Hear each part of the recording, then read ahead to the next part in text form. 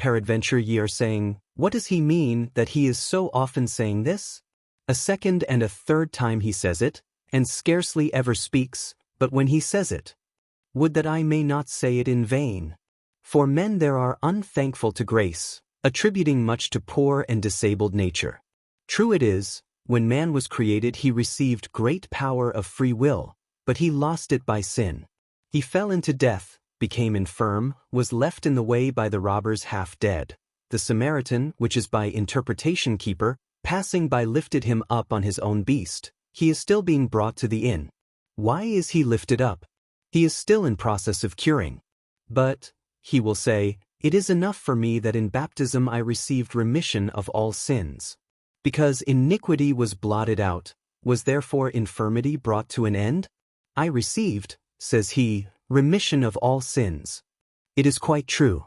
All sins were blotted out in the sacrament of baptism, all entirely, of words, deeds, thoughts, all were blotted out. But this is the oil and wine, which was poured in by the way. Ye remember, beloved brethren, that man who was wounded by the robbers and half dead by the way, how he was strengthened, by receiving oil and wine for his wounds. His error indeed was already pardoned, and yet his weakness is in process of healing in the inn. The inn, if you recognize it, is the church.